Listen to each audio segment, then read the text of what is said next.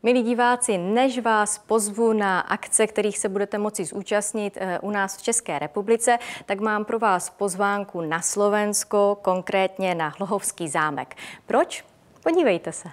Konferencia biskupov Slovenska vyhlásila rok 2024 za rok kresťanskej kultúry.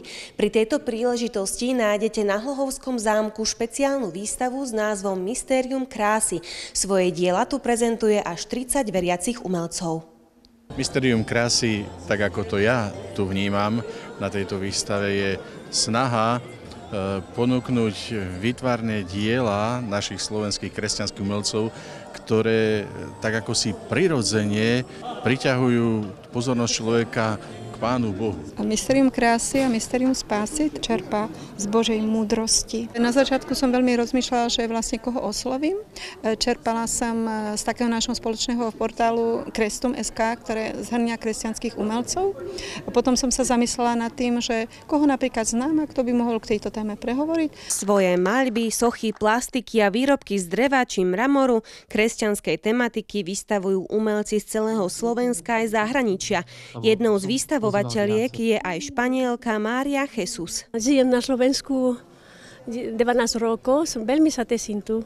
Prezentujem 9 svojich diel, 7 obrazov a 9 sochy. Veľmi by som si želala, aby celé Slovensko ozelenelo novými ratolescami a vierou naplnených duší.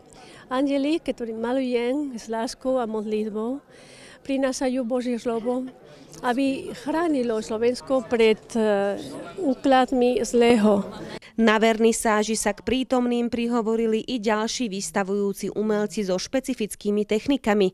Na mystériu krásy však reprezentujú aj hlohovskí umelci. Tibor Dolník, ktorý tvorí plastiky a je aj vlastne otcom reholnej sestry, ktorá je klauzurovaná, ružová sestra, ktorá vlastne sa aj modlí za našu farnosť. Vydával 30 rokov aj farskú rodinu, farský časopis. Tu z nášho okolia je Beatka Krasňanská, ktorá pochádza z Pastuchova, ktorá reflektuje tie témy cyrilometodskej tradície. A je veľká česť pre nás tu na našom Hlohovskom zámku naozaj mať takúto výstavu. A pozývam všetkých, aby prišli ešte do 19. septembra aj individuálne si pozrieť túto výstavu.